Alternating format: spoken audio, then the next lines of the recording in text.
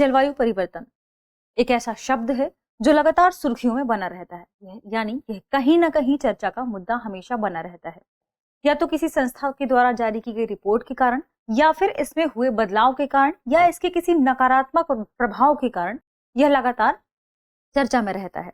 दरअसल अभी हाल ही में यूएनईपी ने यानी यूनाइटेड नेशन एनवायरनमेंट प्रोग्राम ने पूरी दुनिया को लेकर एक रिपोर्ट जारी की है, जो किस पर है, उत्सर्जन पर, यानी कार्बन डाइऑक्साइड या ग्रीन हाउस गैसों के उत्सर्जन पर यह रिपोर्ट आधारित है। तो आज के सेशन में हम इसी रिपोर्ट पर चर्चा करने वाले हैं कि इस रिपोर्ट के प्रमुख बिंदु क्या होंगे एवं इस रिपोर्ट में कौन कौन सी चीजों को लेकर चेतावनी जारी की गई है। तो दृष्टि आईएएस के इंडेक्स प्रोग्राम में एक बार फिर से आपका स्वागत है। मैं हूं गीतांजलि। आइए आज के सेशन की शुरुआत करते हैं। आज के सेशन का हमारा टाइटल क्या होगा, दुनिया के सामने बड़ा खतरा मौजूद है, जो कि उत्सर्जन गैप रिपोर्ट 2022 में अभी बताया भी गया है। तो आइए सबसे पहले देखते हैं कि आज हम किन किन बिंदुओं पर चर्चा करने वाले हैं या किन बिंदुओं पर आज का सेशन हमारा आधारित होगा। तो सबसे पहले हम देखेंगे कि खबर क्या है, यानी यह खबर कहाँ से ली गई है, कहाँ प्रकाशित की गई थी। फिर समझेंगे कि आखिर यह मुद्दा चर्चा में क्यों आ गया है, या इमिशन गैप रिपोर्ट जो जारी की गई है वह चर्चा में क्यों है। फिर जानेंगे संयुक्त राष्ट्र पर्यावरण कार्यक्रम के बारे में कि यह क्या है और इसने रिपोर्ट जो जारी की है उस रिपोर्ट में क्या बातें कही गई हैं, यानी यह रिपोर्ट किन चीजों के बारे में हमें दर्शाती है या क्या बात इसमें सामने निकलकर सामने आई है। इसके बाद हम देखेंगे कि इस रिपोर्ट में कुछ मुद्दों पर चर्चा की गई है, यानी अभी तक जब हम जलवायु परिवर्तन से संबंधित जो नकारात्मक प्रभाव सामने आते हैं तो उसे लेकर हम कौन कौन सी योजनाएं बनाते हैं, या विभिन्न देशों को उन्हें लेकर कौन कौन सी योजनाएं बनाने के लिए कहा जाता है, ये अभी तक खाद्य प्रणाली उद्योग इसमें शामिल नहीं था, इसकी उपेक्षा कर दी जाती थी। लेकिन इस रिपोर्ट में इन्हीं बिंदुओं पर चर्चा की गई है, यानी इस बार इस रिपोर्ट खाद्य प्रणाली उद्योग, पशुधन उत्सर्जन और कृषि से होने वाली जो भी मीथेन उत्सर्जन या कार्बन डाइऑक्साइड का जो उत्सर्जन होता है जो पर्यावरण को प्रभावित करता है, इस रिपोर्ट में इस बारे में भी इस बार चर्चा की गई है। तो इसे भी देखेंगे। फिर समझेंगे कि रिपोर्ट में इसे लेकर कौन कौन सी सिफारिशें की गई हैं, कैसे हम यहाँ पर पर्यावरण को सुरक्षित रख सकते हैं, या जलवायु परिवर्तन के नकारात्मक प्रभाव को यहाँ पर किस तरीके से रोका जा सकता है, इससे संबंधित कुछ सिफारिशें हैं। फिर आज के सेशन पर आधारित एक प्रश्न होगा जो कि प्रीलिम्स के लेवल पर होगा, जिसका जवाब आपको कमेंट सेक्शन में देना है। तो आइए सबसे पहले देख लेते हैं यह खबर क्या है, यह खबर कहाँ से ली गई है। तो यह खबर द इंडियन एक्सप्रेस से ली गई है, जिसमें खबर प्रकाशित क्या की गई थी, why the emissions gap report 2020 has raised alarm on climate action, यानी जलवायु परिवर्तन से होने वाले नकारात्मक प्रभावों से बचने के लिए यह रिपोर्ट कैसे हमें आगे आकर कार्य करने या यहाँ पर किन एक्शंस को लेने की यहाँ पर बात कही गई है, इस बारे में इस रिपोर्ट में चर्चा की गई है। तो आइए देखते हैं सबसे पहले यह चर्चा का मुद्दा क्यों है या यह सुर्खियों में क्यों आ गया है। तो अभी हमने चर्चा भी की कि यहाँ पर यूनाइटेड नेशंस एनवायरनमेंट प्रोग्राम ने रिपोर्ट जारी की है, जिसे क्या कहा गया है, इमिशन गैप रिपोर्ट या उत्सर्जन अंतराल रिपोर्ट 2022 इसे कहा गया है। यदि देखें कि यूएनईपी को हिंदी में क्या कहते हैं, तो इसे संयुक्त राष्ट्र पर्यावरण कार्यक्रम कहते हैं, और इसी के जरिए यह रिपोर्ट अभी जारी की गई है, जो वर्ष 2021 के डेटा को यहाँ पर जारी किया गया है। लेकिन इस रिपोर्ट का क्या नाम है, इमिशन गैप रिपोर्ट 2022। यदि देखें कि इस रिपोर्ट का शीर्षक क्या रखा गया है, तो इस रिपोर्ट का शीर्षक था the closing window, climate crisis calls for rapid transformation of society. समाज में कैसे क्लाइमेट एक्शन को लेकर बदलाव किया जाए, कैसे लोग आपस में आकर या पूरे देश आकर आपस में सहयोग के साथ कार्बन डाइऑक्साइड के उत्सर्जन, मीथेन के उत्सर्जन, इन सभी को कम करने में यहाँ पर साथ दें, इसके बारे में इस रिपोर्ट में चर्चा की गई है। एवं क्या कुछ चेतावनियां हैं इस रिपोर्ट में, यह बात भी दर्शाई गई है। यदि बात करें कि यह रिपोर्ट अभी क्यों जारी की गई है, तो अगले ही माह यानी नवंबर में यहाँ पर COP17 का आयोजन किया जाएगा। कहाँ पर, मिस्र में। तो अभी हाल ही में जो हमने चर्चा की थी, तो पिछले वर्ष नवंबर के आसपास ही लगभग COP26 का आयोजन किया गया था, और इस बार नवंबर में ही COP27 का आयोजन किया जाएगा।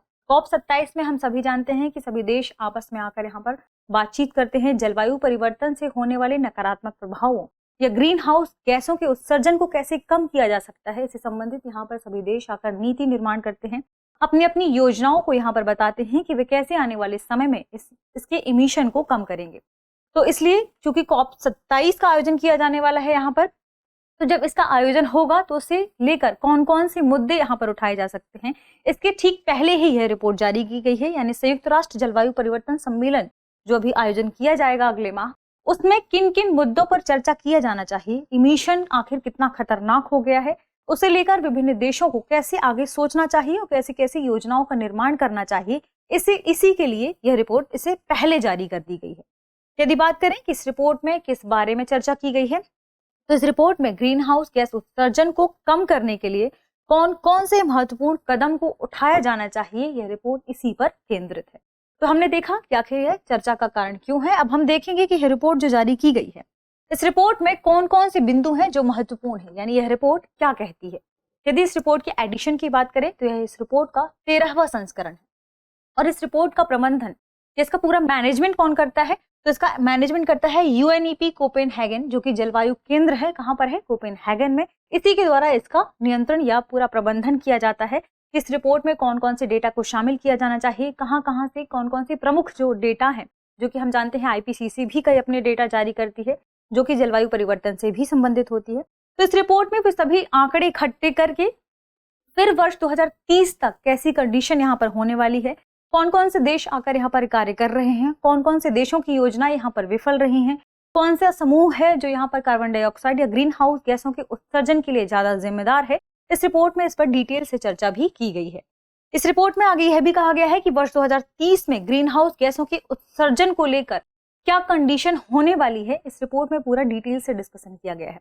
यानी वर्ष 2030 को लेकर ग्रीन हाउस गैसों की भविष्यवाणी को लेकर यह रिपोर्ट यहाँ पर दर्शाती है, जिसमें यह कहा गया है कि जो G20 देश हैं वे काफी ज्यादा उत्सर्जन कर रहे हैं। लगभग 75% ग्रीन हाउस गैसों का उत्सर्जन G20 देशों के जरिए हो रहा है। इसके अलावा इस रिपोर्ट में बहुत सारे ऐसे समूहों की भी चर्चा की गई है जो कि मीथेन का उत्सर्जन कर रहे हैं। जैसा कि हमने भी चर्चा भी की, इसमें खाद्य प्रणाली से संबंधित जो उद्योग हैं उनसे होने वाले उत्सर्जन को इसमें शामिल किया गया है, जबकि बहुत सारी योजनाओं में उनकी उपेक्षा कर दी जाती थी। एवं पशुधन से होने वाला जो भी उत्सर्जन है, चाहे वो मीथेन का हो, नाइट्रस ऑक्साइड का हो या कार्बन डाइऑक्साइड का हो, इसके उत्सर्जन को लेकर भी यह रिपोर्ट काफी यहाँ पर चेतावनी दे रही है। तो इसलिए यह रिपोर्ट काफी महत्वपूर्ण हो जाती है, क्योंकि इस रिपोर्ट में विभिन्न क्षेत्रों को शामिल कर लिया गया है जिनकी अभी तक उपेक्षा की जा रही थी। विभिन्न देशों द्वारा ग्रीन हाउस गैसों के उत्सर्जन को कैसे कम किया जाए, कैसे वे अपनी शर्तों या बिना शर्तों के इस उत्सर्जन को कम कर सकते हैं, इसके बारे में यह रिपोर्ट बताती है। यह रिपोर्ट यह भी कहती है कि जिस तरीके से अभी कंडीशन है, यानी जिस तरीके से विभिन्न देश, चाहे वो विकासशील हो या विकसित, जिस तरीके से उनमें उत्सर्जन हो रहा है, ऐसा देखा जाएगा कि इस सदी के अंत तक यह उत्सर्जन या वैश्विक तापमान लगभग 2.8 डिग्री सेल्सियस तक पहुंच सकता है।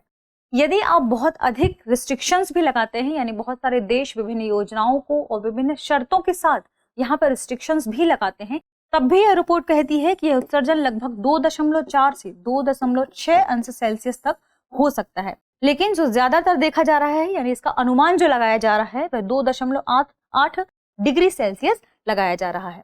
इसके अलावा यह तो हमने देखा कि इस रिपोर्ट में जलवायु परिवर्तन से संबंधित कौन कौन सी बातें हैं या ग्रीन हाउस गैस से संबंधित कौन सी बातें हैं।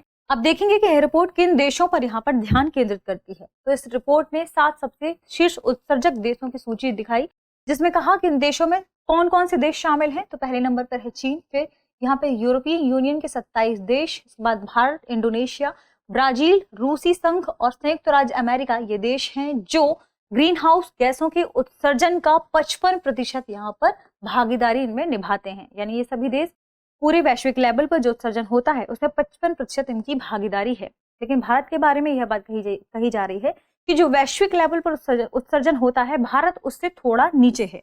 यानी ऐसा कहा जा रहा है कि भारत वैश्विक लेवल पर जो उत्सर्जन जिसके लिए मानक तैयार किया गया है, भारत उससे नीचे यहाँ पर बताया गया है।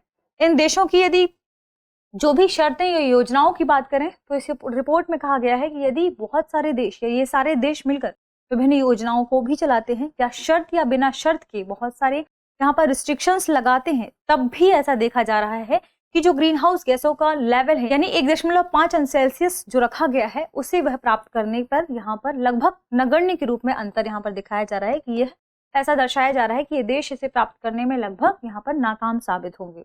इसके अलावा इस रिपोर्ट में कुछ अन्य तथ्यों के बारे में भी डिस्कशन किया गया है, जिसमें कहा गया है कि राष्ट्रीय स्तर पर जो निर्धारित योगदान कहा जाता है, यानी कि विभिन्न देश जो अपना योगदान देंगे कि वे कैसे अपने देश के लेवल पर नीति बनाएंगे या पॉलिसीज तैयार करेंगे ताकि कार्बन डाइऑक्साइड का उत्सर्जन, मीथेन का उत्सर्जन या नाइट्रस ऑक्साइड का, इन सभी गैसों का उत्सर्जन कैसे कम कर सकते हैं, कैसे वाहनों से होने वाला जो उत्सर्जन है, कार्बन डाइऑक्साइड का उत्सर्जन है, कैसे उन पर रोक लगाया जा सकता है, इन पॉलिसीज के जरिए भी बहुत ज्यादा योगदान यहाँ पर नहीं देखा जाएगा, क्योंकि ऐसा कहा जा रहा है कि इस दशक में केवल 1% की ही कमी करने में यहाँ पर सहायक होंगे। इसके अलावा यह रिपोर्ट यह भी कहती है, क्योंकि इससे पहले हम केवल उन क्षेत्रों को ही रखते थे जिसमें भारी उद्योग शामिल हो जाते थे, या ऐसे वाहन से निकलने वाले जो धुआं है वे सभी शामिल हो जाते थे, ईंधन वगैरह शामिल हो जाता था। लेकिन यहाँ पर खाद्य प्रणालियों से जुड़े जो भी उद्योग हैं या पशुधन से निकलने वाला जो उत्सर्जन है उसे शामिल नहीं किया जाता था, कृषि से होने वाले उत्सर्जन को शामिल नहीं किया जाता था। तो इस बार इस रिपोर्ट में इन सभी क्षेत्रों में भी ध्यान केंद्रित किया गया है। तो रिपोर्ट आगे खाद्य प्रणालियों या उद्योगों से निकलने वाले उत्सर्जन के बारे में क्या कहती है, आइए उसके बारे में भी हम डिस्कशन कर लेते हैं। यदि रिपोर्ट में खाद्य प्रणाली उद्योग से संबंधित उत्सर्जन पर हम डिस्कशन करें तो रिपोर्ट में कहा गया है कि खाद्य प्रणालियों में दरअसल क्या शामिल है। तो खाद्य प्रणालियों में फसल, पशुधन उत्पादन, वानिकी, मत्स्य पालन, सामाजिक आर्थिक प्रणालियों से जुड़े वे सभी खाद्य उत्पाद शामिल किए जाएंगे, जिनमें ये सभी चीजें शामिल हैं, जिनके अंतर्गत ये आते हैं।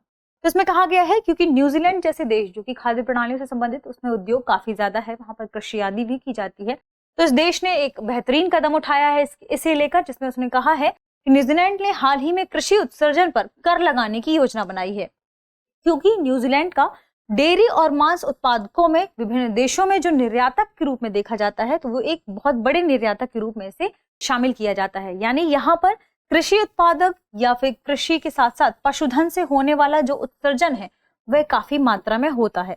तो इस उत्सर्जन को रोकने के लिए न्यूजीलैंड ने एक बेहतरीन कदम उठाया है, जिसमें उसने कृषि उत्सर्जन पर कर लगाने की बात कही है।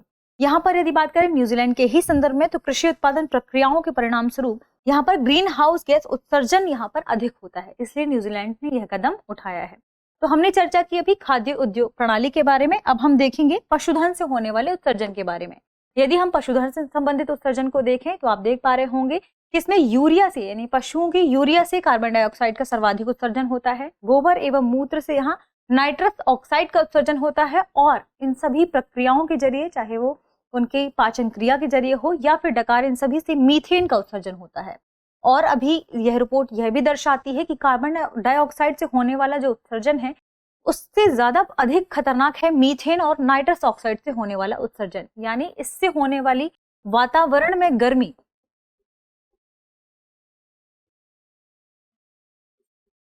कार्बन डाइऑक्साइड से होने वाली वातावरण में गर्मी से भी अधिक है, इसलिए इसे ज्यादा खतरनाक बताया जा रहा है। यानी यूएनईपी की वेबसाइट के अनुसार यदि हम देखें तो उसने स्पष्ट रूप से यह बात कही है कि 20 साल की अवधि में कार्बन डाइऑक्साइड की तुलना में नाइट्रस ऑक्साइड और मीथेन में 80 गुना अधिक ग्लोबल वार्मिंग पोटेंशियल है। यानी आप इस बात से समझ सकते हैं कि ग्लोबल वार्मिंग पोटेंशियल, यानी ग्लोबल वार्मिंग के लिए कौन सी गैस ज्यादा यहाँ पर खतरनाक है, तो उसके लिए नाइट्रस ऑक्साइड और मीथेन को ज्यादा खतरनाक माना जा रहा है कार्बन डाइऑक्साइड की तुलना में। ये तो हमने देखा पशुधन से संबंधित उत्सर्जन के बारे में। अब हम देखेंगे कृषि से संबंधित उत्सर्जन के बारे में, क्योंकि इस रिपोर्ट ने इन तीनों ही उद्योगों पर खासा तौर पर चर्चा की है और कहा है कि बहुत सारे देश हैं जो कि यहाँ पर कृषि प्रधान है, तो यहाँ से होने वाला जो उत्सर्जन है वे काफी हद तक प्रभावित करेगा जलवायु परिवर्तन को। तो यहाँ पर सबसे पहले यह बड़ा मुद्दा है धान के खेत। दरअसल जैसे ही धान के खेत में पानी का भराव होता है या जल भराव होता है, तो यहाँ पर मीथेन उत्पन्न करने वाले बैक्टीरिया ज्यादा जन्म लेते हैं, इस वजह से यहाँ पर मीथेन का उत्सर्जन काफी ज्यादा होता है। तो यहाँ पर एक कृषि हमने देख लिया, एक कृषि से होने वाला उत्सर्जन। इसके साथ ही यूएनईपी ने ही इस बारे में चर्चा की है कि मानव से जुड़े जो भी उत्सर्जन है उसमें मीथेन का उत्सर्जन या कृषि से होने वाला उत्सर्जन लगभग 8% यहाँ पर जिम्मेदार है। यानी मानव से होने वाला पूरे उत्सर्जन में कृषि से होने वाला उत्सर्जन 8% यहाँ पर जिम्मेदार है। आईपीसीसी की रिपोर्ट की शोध के अनुसार ही इस रिपोर्ट में भी कुछ बातें कही गई हैं, जिसमें कहा गया है कि मीथेन आज की ग्लोबल वार्मिंग के कम से कम 1/4 के लिए जिम्मेदार मानी जा रही है। यानी यहाँ पर सबसे ज्यादा जरूरी क्या हो गया है कि मीथेन गैस के उत्सर्जन को कैसे कम किया जाए, यहाँ पर ध्यान देने की ये जरूरत है। क्योंकि अभी तक देखा जा रहा था कि अभी हम ध्यान केंद्रित कर रहे थे कार्बन डाइऑक्साइड जैसी गैसों के उत्सर्जन को कम करने के लिए। ग्रीन हाउस गैसों में और भी ऐसी गैसें शामिल हैं जिनके उत्सर्जन को कम किए जाने की बात चल रही थी, लेकिन अभी देखा जा रहा है कि मीथेन से होने वाला जो उत्सर्जन है वह वातावरण को अधिक गर्म करता है। तो ग्लोबल वार्मिंग यहाँ पर बढ़ाने के लिए मीथेन ज्यादा जिम्मेदार मानी जाती है। तो ग्लोबल वार्मिंग दरअसल क्या होता है, तो जो हम जानते हैं कि जब सूर्य से निकलने वाली किरणें या वातावरण में ही उत्पन्न होने वाली बहुत सारी ऐसी गैसेस हैं जो वातावरण से बाहर नहीं हो पाती और वातावरण में गर्मी पैदा करती हैं, उससे ग्लोबल वार्मिंग की कंडीशन बनती है।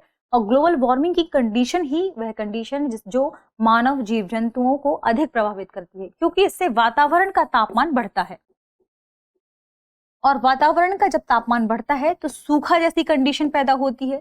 यदि सूखा बढ़ता है या वातावरण का तापमान बढ़ता है तो इससे ग्लेशियर्स पिघलते हैं। जैसे ही ग्लेशियर्स पिघलते हैं तो जल स्तर बढ़ता है, समुद्रों का जल स्तर बढ़ता है और कहीं ना कहीं ये सारी कंडीशन मिलकर मानव जीव जंतुओं को प्रभावित करती है। बहुत सारे जीवों की विलुप्ति का कारण यहाँ पर ग्लोबल वार्मिंग को या ग्लोबल वार्मिंग के बाद जो जलवायु परिवर्तन हो रहा है इसे बताया जा रहा है। तो कहीं ना कहीं लगातार ये नकारात्मक प्रभाव देखने को सामने आ रहे हैं। इस वजह से खासकर जो अभी COP27 होने वाला है उसमें इन सभी बिंदुओं पर चर्चा करने के लिए ही यह रिपोर्ट पहले जारी कर दी गई है, ताकि विभिन्न देश इस बारे में चर्चा करें, आपस में इस बारे में सहमति जताएं कि कैसे हम वर्ल्ड लेवल पर मीथेन के इमिशन को कम कर सकते हैं, कार्बन डाइऑक्साइड की इमिशन को कर सकते हैं। इसमें बेहतरीन कदम उठाया है कहां पर, अमेरिका ने और चीन ने। तो इन दोनों देशों ने कहा है कि वो वर्ष 2030 तक या वर्ष 2025 तक बहुत सारे ऐसे इमिशन हैं जिन्हें कम करने की कोशिश करेंगे। इसके अलावा कृषि से संबंधित यदि हम अन्य उत्सर्जन की बात करें तो इसमें स्पष्ट रूप से कहा गया है कि मानव या खेती से संबंधित मीथेन उत्सर्जन में इस दशक में 45% की कटौती करना काफी महत्वपूर्ण बताया जा रहा है। यानी इस दशक में हमें मीथेन से होने वाले जो उत्सर्जन है उसमें लगभग 45% की कटौती करने की जरूरत है। ये तो हमने देखा कि किन किन क्षेत्रों से यहाँ पर उत्सर्जन हो रहा है। अब हम जानेंगे कि इस रिपोर्ट में कौन कौन सी सिफारिशें की गई हैं, यानी किन क्षेत्रों में अधिक ध्यान देने की बात कही गई है और कहा गया है कि कैसे आप इससे निपट सकते हैं। तो इसमें कहा गया है कि विश्व को अगले 8 वर्षों में ग्रीन हाउस गैसों को अभूतपूर्व स्तर तक कम करने की आवश्यकता है, जिसके बारे में हमने चर्चा भी की। तो ग्रीन हाउस गैसों में हमने देखा मुख्यतः कार्बन डाइऑक्साइड, नाइट्रस ऑक्साइड, जिसके बारे में रिपोर्ट में चर्चा की गई है, हम उन बिंदुओं पर चर्चा करेंगे, और मीथेन।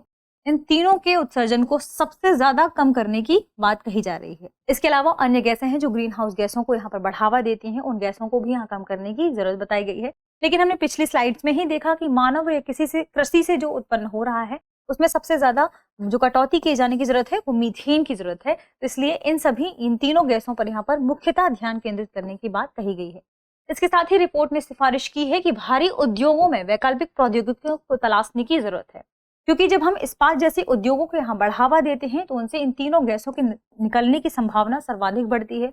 और बहुत सारे देश हैं जो इस्पात के बहुत बड़े उत्पादक देश हैं, तो वहां पर इन गैसों के या ग्रीन हाउस गैसेस के उत्सर्जन का खतरा सर्वाधिक है। इसे कम करने की जरूरत है, यानी भारी उद्योग से जुड़े और जो भी प्रौद्योगिकियां संबंधित हैं तो उन्हें उनके विकल्प तलाशने की यहाँ पर जरूरत है। इसके बाद ये रिपोर्ट यह भी सिफारिश करती है कि वैश्विक तबाही से बचने के लिए दुनिया के उत्सर्जन को 45% कम करने की जरूरत है, यानी 45% तक ग्रीन हाउस गैसों के उत्सर्जन को यहाँ पर कम करने की जरूरत दिखाई गई है या इसकी जरूरत बताई गई है। क्यों? क्योंकि अभी तक बहुत सारे ऐसे देश हैं जो अपने लेवल पर ही पॉलिसीज बनाते थे। अब यहाँ पर वैश्विक लेवल पर बात कही गई है कि सभी देश एक साथ आए, आपस में बैठे, बातचीत करें और अब पूरी वैश्विक लेवल पर ही यानी पूरे देश में 45% की कैसे कटौती की जाए, इस बारे में यहाँ पर सोच विचार किए जाने की बात कही गई है। यदि इस रिपोर्ट की माने तो इस रिपोर्ट ने कहा है कि बहुत अधिक यहाँ पर पॉलिसीज बनाने के बावजूद भी जो अंतर देखा जा रहा है, यानी वर्ष 2030 तक किस लेवल तक इसे कम करने की बात कही है, तो मुश्किल से 5 या 10% ही इसे कम करने की बात कही जा रही है।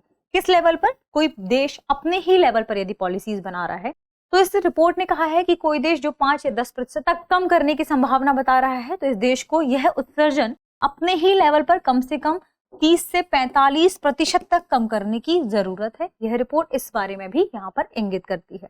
इस रिपोर्ट में यह भी कहा गया है कि इसके लिए जरूरी है कि सामूहिक और बहुपक्षीय कार्रवाई की जाए और यहाँ पर सारे समाज में बदलाव लाया जाए, लोगों में इस इमिशन के प्रति जागरूकता बढ़ाई जाए कि कैसे उनके कौन कौन से कार्यों से इमिशन बढ़ता है, कैसे कार्बन डाइऑक्साइड बढ़ रही है, कैसे मीथेन का उत्सर्जन हो रहा है, इसे कैसे कम किया जाए, इसकी विकल्प के रूप में और नई नई प्रौद्योगिकियों को यहाँ शामिल करने की बात इस रिपोर्ट ने कही है। तो आज हमने डिस्कस किया पूरे इस रिपोर्ट के बारे में। अब हम देखेंगे कि आज के सेशन पर आधारित सवाल क्या है। तो आपके लिए सवाल देख लीजिए। सवाल है उत्सर्जन गैप रिपोर्ट 2022 निम्नलिखित में से किसने जारी की है? आपके ऑप्शन है world bank, UNEP, German watch या वर्ल्ड इकोनॉमिक फोरम। ये इसका जवाब आपको कमेंट सेक्शन में देना है। साथ ही आपको यह बताना है कि ये रिपोर्ट यूपीएससी से जो सिलेबस संबंधित है उसमें किस पेपर से जुड़ा हुआ है। तो मिलते हैं कुछ नए टॉपिक के साथ, तब तक पढ़ते रहिए, रिवीजन करते रहिए। शुक्रिया।